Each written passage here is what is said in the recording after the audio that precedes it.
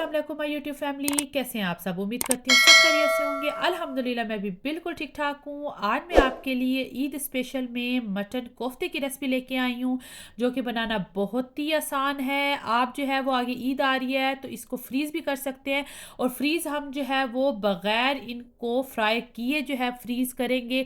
कैसे करेंगे इसके लिए आपको मेरी जो है वो वीडियो को फुल देखना होगा, इसको स्किप ना करिएगा। तो चले चलते हैं हम अपनी रेसिपी की तरफ। तो इस रेसिपी के जो है वो 2 पार्ट हैं। तो सबसे पहले जो पार्ट है उसमें हमने कोफ्ते रेडी करने हैं। मैंने यहाँ पे मटन का कीमा ले लिया है 600 ग्राम। उसके साथ जो है वो अब हमने जो चीज़ें लेनी है उसमें है एक बड़े साइज़ का प्याज। अगर प्याज बड़ा नहीं है तो आप 2 ले सकते हैं। अदरक उसके साथ है, लहसुन 3 से 4 जो है वो हरी मिर्चें, और थोड़े से जो है वो धनिया और पुदीना। ठीक है, ये सारी चीज़ें जो है वो आप स्क्रीनशॉट इसका ले लीजिएगा।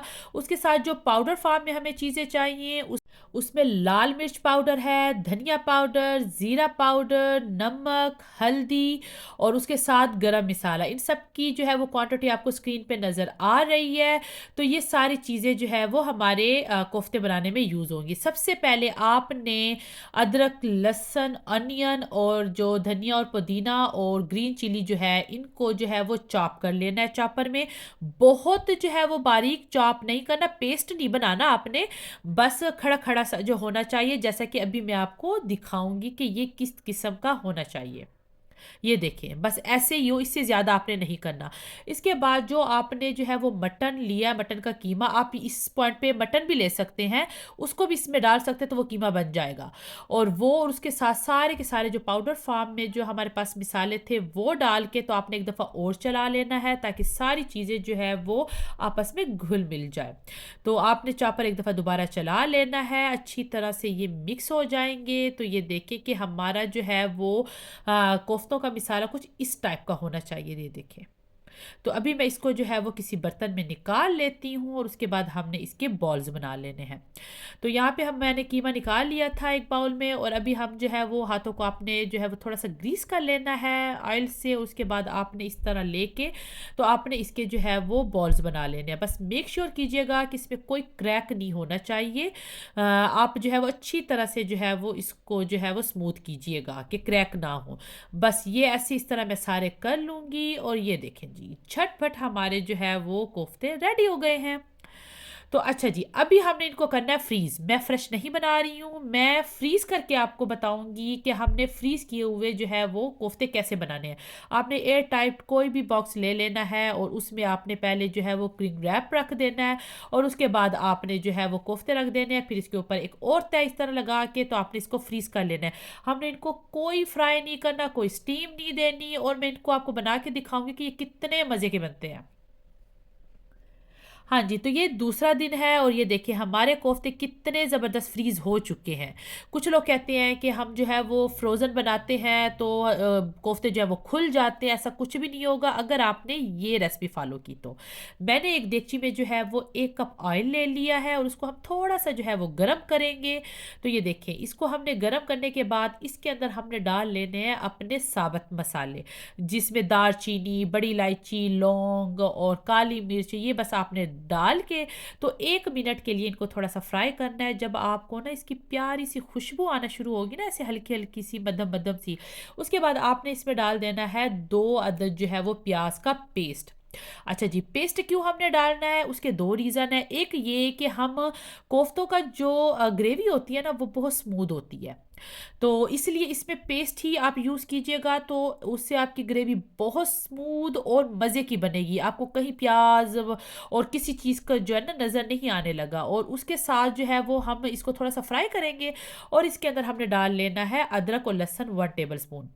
और फिर उसके बाद हमने 1 से 2 मिनट इसको भी फ्राई करना है। बस आपने कोई इसको जो है ना वो नहीं करना, ब्राउन नहीं करना, बस इतना कि इसके अंदर से जो है वो कच्चापन इनका ख़त्म हो जाए। आपने उतना ही इनको जो है वो फ्राई करना है। जब ये जो है वो आप देखेंगे कि अच्छी तरह से फ्राई हो चुकी हैं दोनों चीज़ें, इसके बाद आपने इसके अंदर डाल देना है 3 अदद टमाटर, उसका भी पेस्ट। तो पेस्ट इसलिए डालना है, एक तो आपका टाइम भी बच जाएगा इससे, ठीक है। तो बस इसके बाद आपने ये पेस्ट डाल लेना है और उसके साथ आपने अपने सारे के सारे जो पाउडर फॉर्म में जो हमारे मिसाले थे ना, ये मिसाले आपने अपनी क्वांटिटी अपने हिसाब से ही रखनी है, लेकिन अजवाइन डालना ना भूलिएगा, अजवाइन ज़रूर डालिएगा इसके अंदर। और बाकी जो नॉर्मल घर के मिसाले हैं वही आपने इसके अंदर डाल देने हैं।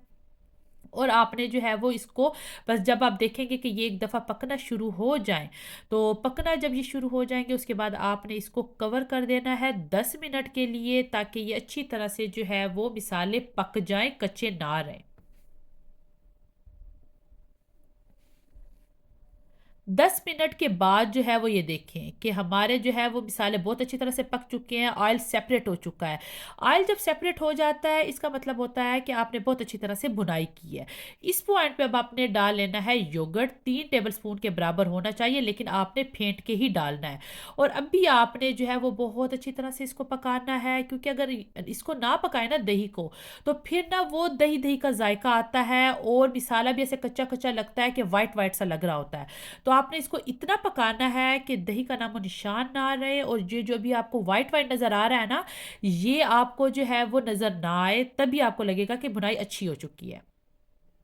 ये देखें, अभी आपको लग रहा है कहीं से? बिल्कुल भी नहीं, इतनी अच्छी तरह से ये बुनाई हो चुकी है, हमारे सॉफ्ट सी ग्रेवी भी रेडी हो चुकी है, ऑयल सेपरेट हो चुका है।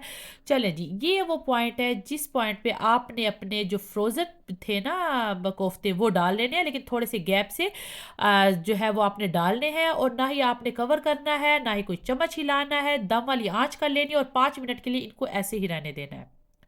5 मिनट के बाद अब आपने इसको ऐसे हिला लेना है, फिर उसके बाद 5 मिनट ऐसे ही अगेन आपने रखना है, अभी चम्मच बिल्कुल नहीं हिलाना। और अभी देखें, ये 10 मिनट हमने इनको जो है वो दिया है। अब आपने जो है वो थोड़ी सी कसूरी मेथी जो है वो आपने डालेनी, इससे बहुत प्यारी खुशबू आती है। अब आपने जो है वो साथ में जो है वो 2 से 3 हरी मिर्चें भी डाल लेनी है। और अब आपने कर लेनी है इसकी रज के भुनाई, क्योंकि भुनाई जो है ना वो इस पॉइंट पे ही अब हमने कोफ्ते भूनने हैं, क्योंकि आगे पानी लगाने के बाद तो हम इसकी भुनाई नहीं कर सकते। तो ये देखें, माशाल्लाह से ज़बरदस्त बुनाई हो चुकी है, ऑयल सेपरेट हो चुका है, और आप उसकी लुक देखें माशाल्लाह कि कलर उसका कितना निखरा निखरा सा है। तो बस ये जो है जब इस तरह की शक्ल आ जाएगी ना कोफ्तों की, तो इस टाइम पे आपको जो है वो पानी डालना है। तो बस 2 से 3 मिनट में और इसको जो है वो भूनूंगी, ताकि अगर कोई थोड़ी सी कसर रह गई है तो वो भी जो है वो ख़त्म हो जाए। तो अभी से ही माशाल्लाह उसकी लुक इतनी प्यारी लग रही है। तो अभी आपने जो है वो इसके अंदर डाल लेना है पानी, जितना आपको चाहिए पानी आपने वो पानी डालना है, और इसको जो है वो कवर करके तो दम वाली आंच कर देनी है तब तक जब तक कि आपके कोफ्ते जो है वो सॉफ्ट नहीं हो जाते। ये देखें कि हमारे कोई कोफ्ता ना टूटा है और ना ही जो है वो कुछ हुआ है। ये देखिए आराम से, ना हमने कोई फ्राई किया था और ना कुछ। 1/2 टी स्पून आपने जो है वो काली मिर्च डाल लेनी है, और 1/2 टी स्पून आपने जो है वो गरम मसाला डाल लेना है। इनको हिला के तो आप इसको अब रख देंगे।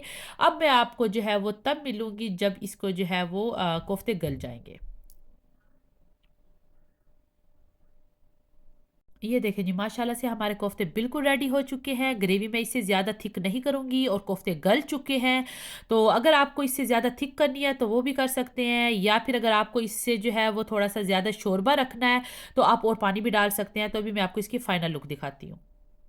ये देखें जी, माशाल्लाह से हमारे कोफ्ते बहुत ज़बरदस्त रेडी हो चुके हैं। इस बकरीद पे आप भी अपने घर वालों को जो है वो ये बना के खिलाएं, और फ्रीज़ करके रख भी सकते हैं। आपको कोई इसका जो है वो डर नहीं है कि फ्रीज़ किए हुए कोफ्ते अच्छे नहीं बनते। तो ये आपके सामने है। तो उम्मीद करती हूँ ये रेसिपी आपको अच्छी लगी होगी। अगर अच्छी लगी है तो इसको लाइक और सब्सक्राइब कर दें मेरे चैनल को, और अपने फैमिली एंड फ्रेंड के साथ शेयर भी कर दें। अभी मैं आपको तोड़ के भी दिखा रही हूँ कि ये अंदर तक कितने सॉफ्ट और जूसी है। तो बस जी, ये थी आज की मेरी रेसिपी। उम्मीद करती हूँ आपको पसंद आई होगी। अपना ख्याल रखिएगा और मुझे भी अपनी दुआ में याद रखिएगा। अल्लाह हाफिज़।